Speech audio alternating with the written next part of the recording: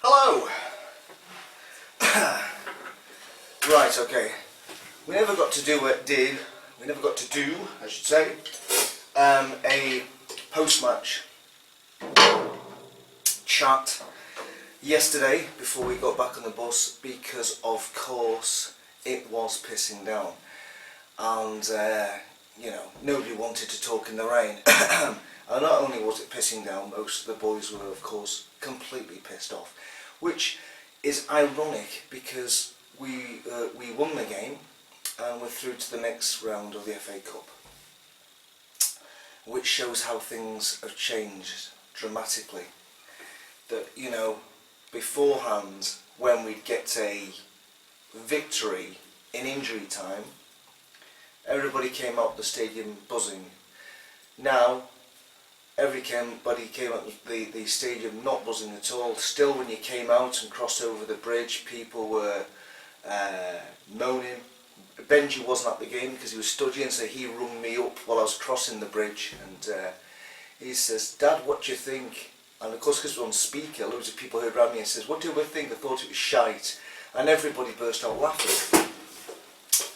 And of course, I stayed past the final whistle, and as the video records, initially there were collapse, and then of course as LVG came towards the tunnel, and this, people may say it's only a few people, loads of people here, loads of people had already left, loads of people had already left before the pen, loads of people had already gone, they were out the seats, they were off, so loads of people never saw the pen, loads of people left after the pen, and loads of people left straight at the whistle. But if you're going to stay behind, this is the point I'm making, if you're going to stay behind, you're going to stay behind for a purpose. And it used to be to clap the players, now people are staying behind for the purpose to boo the manager. And it's just rubbish. It's happening all the time. Despite people telling me, I put it on one a few weeks ago and somebody said, "Oh no, they weren't, they were just booing the ref." I don't think so. They definitely weren't booing the ref this week, and we won. So, where does that leave us? Well, it leaves us with, I saw Paul Scholes' scathing video on not just the manager but on the players, and yet again he's sort of reiterating what I've been saying for a long time now, and it comes down to this. You've got to blame the manager, which I've done most of the time, and then some people say, "Oh well, you can't just blame the manager, you've got to blame the players." Yeah, you're absolutely right. At the end of the day though, some of those players don't deserve to wear that shirt. In fact, some of those players probably don't deserve to wear any shirt at all, because I don't know what they should be doing, but it's not being paid thousands of pounds a week to be a footballer. Some of those guys out there look like they don't know what to do with the football. And it's a disgrace that they're still getting played every week. I'd rather we put out youngsters all the time who'd like we did against that the Wolfsburg game where we had more youngsters out. At least they had a go. I would prefer that, because some of these players just don't look like they're interested. Imagine if you're in a team that has played 10 times at home and has not scored once in the first half. Imagine how that does for team morale. Who they're looking around at in the changing room before the game, or at half time, more the point, thinking, who do we blame here? Do we blame individuals, or do we blame the team, collective, or do we blame the manager who's selected those players and selected the formation and the tactics? This is where I have this problem with, because at the end of the day, he picks the team, he's brought in most of the players, and it's his formation and it's his tactics, and they go out and play to his style. And it's the problem of his style of football that I really have problems with. And not just me now, of course, thousands and thousands others have problem with his style of football. Literally yesterday, there's a video of some guy falling asleep. I've been there myself. Despite wanting to watch what's going on after, sometimes getting up early, and having a couple of drinks on the way down, literally, you know, you feel yourself nodding off because there is nothing on the pitch to make you excited. There's nothing on the pitch to get you out your seat, standing up and, you know, this coming up from your stomach.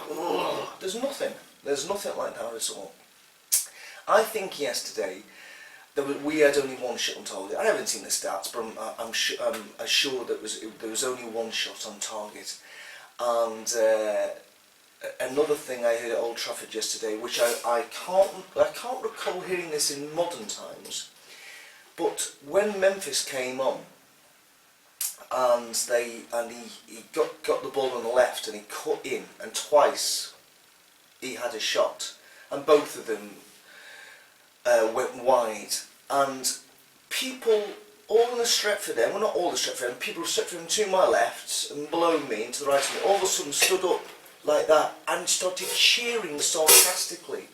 They cheered sarcastically because it was like, whoa, you know, we've had a go there, and people were laughing. And I was thinking, this is how bad it's come, because normally in a game you would have many incidents where players are shooting, it's just going wide, goalkeeper saves it, hits the post, it hits the crossbar, and we score some. But now we're cheering because actually somebody's decided to have a shot.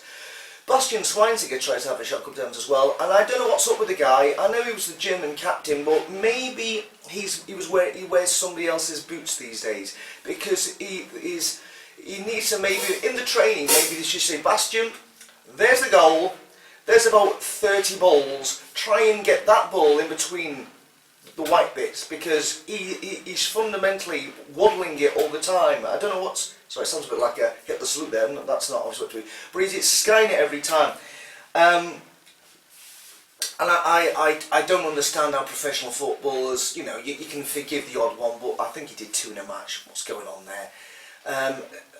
Mata. Oh my God, what is the matter with Mata? He is going back. He's just, I don't know what's happening to him. He's becoming so ineffective. It may be because he doesn't like, as a left-footed player, playing on the right. That may have something to do with it. Herrera had no influence on the game at all. In fact, it was very hard yesterday to say any player who was head and shoulders above anybody else. Probably Smalling, because he's taller than anybody else. But as a performance, he probably put in the best performance, and he has consistently done the same for many games. Many games now we've just gone and said, yes, Smalling.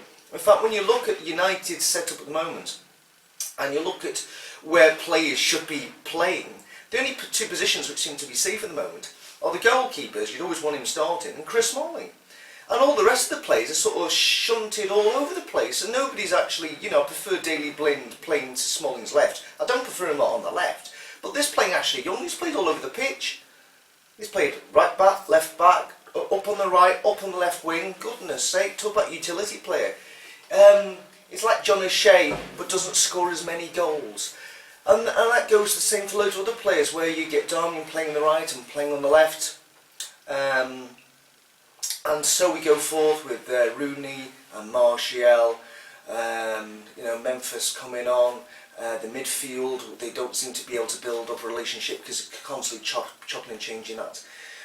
What's apparent is, yesterday in the first half, there was one point, I was awake at this point, where we got the ball, and I think we were outside the box. Bastian Schweinsteiger got hold of the ball, and he stopped the ball. And you can imagine Bastian Schweinsteiger, bit of a midfield creative playmaker. He stops the ball. And then he must have spent about 4 seconds on the ball. I didn't count it obviously, but literally I think he looked up. Sorry about that. He looked to his left. He looked straight forward. He looked right and short. He was looking for somebody to put the ball to, and eventually he did. I think what he normally does was he passed it sideways. Now this inevitably is a problem with United, because there is no communication, which I've said this before, between the players, especially the attacking players, whereupon once Chris Smalling has pushed the ball forward to somebody in midfield, at that point our centre forwards should be anticipating what midfield players are going to be doing with the ball. The midfield players should already be anticipating the run of the centre forwards. They know when they get the ball. They know without even having to look up that they can ping that ball over there or over there or over there because they expect that player to make that run. And that's not what's happening. In fact, I can't think of it happening at all. Maybe it's happened a couple of times, but it's not happening.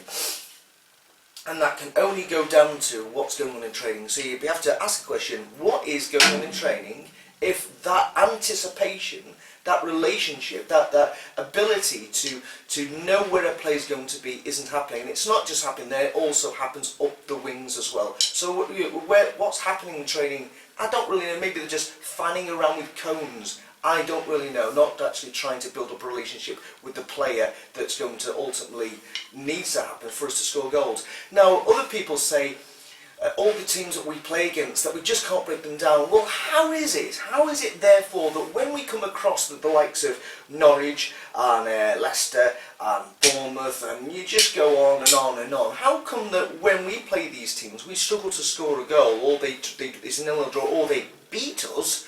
But how come the following week that you get somebody else that go on and score a couple past them? How does that one work out? How have they found the key to unlocking all these teams that we cannot score against?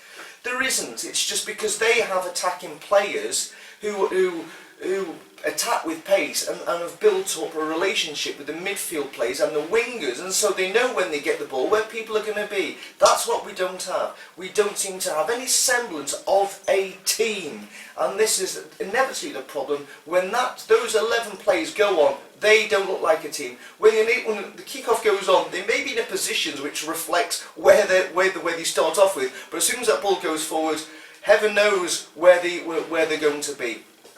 That's what's wrong. We have players who just look the body language of some of those players yesterday was just awful. It really was, and I not as well I feel sorry for them because they're getting paid a hell of a lot of money to do what they do. But if they're having to play in positions or adopt tactics and formations that they don't want to do, maybe that's what's wrong. And maybe we've now got to the Moyes stage whereupon the players are no longer playing for the manager. And I think that's all wrong that happens, but maybe if they're getting constrained so much that they'd like to do certain things and they're told, no, you don't do this, and that they're trying to do it and it's not working, game after game after game, they must be thinking to themselves, well, who's gonna tell the manager that maybe we should change tactics today? You go and have a word with him. Somebody write in his notepad when he flips it open, "Dear LVG, signed anonymous," or the lads. Just to say, we would prefer this. And yeah, as we know, is after the end of every game, he's asked questions by people in the press, and he just deflects, it's going all right, this and that and the other, blah, blah, blah, blah, blah, and I just can't even bother listening to his press conferences anymore because, well, I probably never have liked watching him anyway, because to me he just talks a lot of bollocks. And even when the players get behind supporting them, like Rooney yesterday, it's getting better. Because unfortunately, players aren't in a position to speak freely. Then you get an ex-player comes on, and he speaks freely, and he says it as it is. And he was absolutely right. Some of those players yesterday just need to hang their heads in shame. And it's just not working. And I've said it before, and I've said it again. But clearly, the manager has to go, because you can't get rid of 11 players. And the funny thing I was in agreement with him getting rid of a lot of the players I didn't think were good enough for United anymore. As agreement getting rid of Hernandez and Van Persie in a flipping flick of a couple of fingers there. I'd have those two back. I would have those two back now because Because at the moment we don't seem to have any centre forwards. You tell me, who are centre forwards? Scratching my head here because I can't, well, scratch me with a drumstick, but I can't think that we've got any centre forwards at all. We don't have any. We're not a strong physical team. We have players that, you literally lean on them, they fall over. We just don't have strong physical players, and I prefer, I'm not saying I think Van Persie was a bit more physical, and I think Hernandez was great at getting in the box and doing what he does, scoring in the box, these runs he used to do. I prefer that any day. But the worry is that even if they're under LVG at the moment, maybe that he wouldn't want them to play that style. So, What can you say? Anyway, we've got 2 away games coming up, Liverpool and Newcastle. I will not be attending either of them because unfortunately, due to my current financial circumstances, I can't go to... I'm holding back on the away games at the moment and trying to concentrate on the home games. But normally, especially Liverpool, it's a getting in that I'm not going to. I'd be absolutely gutted I couldn't get to go to it. But at the moment, I'm thinking to myself, flipping heck, the type of football we're seeing at the moment, do I really want to spend more money going to see that brand of negative football? I don't. So anyway, you know, my anticipation for the games against Newcastle and Liverpool winning, I don't see it. I wouldn't even be surprised if Newcastle beat us. And apparently Liverpool have lost a couple of the best players, but so what? Because we come across a bog average team like Newcastle and Bournemouth, who haven't got any world class players in them, and we know what happens. So it doesn't matter that maybe Liverpool don't have Coutinho playing for them. Maybe that doesn't really matter. Maybe they'll just play as a team and beat us. But you know, I don't know.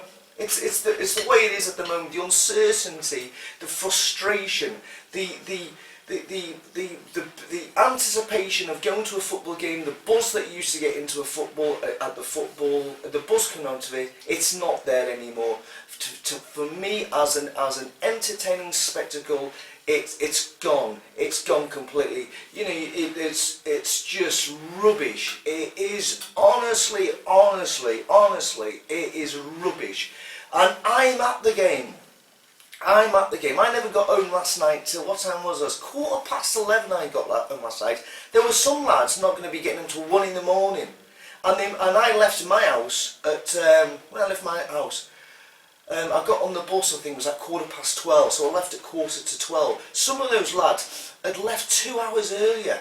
You know, they're gone for most of the day to go down to watch that, to sit down for 90 minutes and say, you know, make my week for me. Fuck me. They must be thinking, what is the point? And this is what's happening. It's just, you're just wondering. You know, I had more entertainment in the bowling club before the game, having a chat with the lads, you know, having a couple of drinks, you know, talking about things. I had more entertainment about that, and also getting back on the bus talking about the football, than I did at the game. That shouldn't be happening. Going to the game and seeing our team, United, play for 90 minutes, that should be the highlight of your week. And instead, it's not. The football is moribund, completely moribund. It's just like a side issue of the whole day, and it should be the whole thing. The whole point of going down on the coach for 5 hours and getting down there early, coming back in silly hours, is to watch the football. And the football at the moment is unwatchable. It's completely unwatchable. It's completely unmissable. And I'm getting to the point now I'm getting the point right now is that the fear is, if he's still there next season and my finances are the way they are, you know, normally renewing your season ticket, you know, sometimes you have to beg, steal and borrow a bit, and you know, people have been doing that for years and years and years. But at the moment, what's the worst point of beg, steal and borrowing to pay for 2 season tickets to go and see that? While he's in charge, and other fans have done it, they've said, I'm not going back while he's still in charge. I've already paid for my season ticket, and I'm going to still carry on going till the end of the season.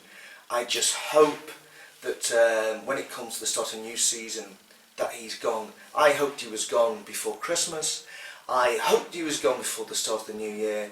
And unfortunately, he is still there. Can you believe it? I don't know. He is Teflon, man. You know, he's non-stickable. Nothing sticks to that man, and he should be.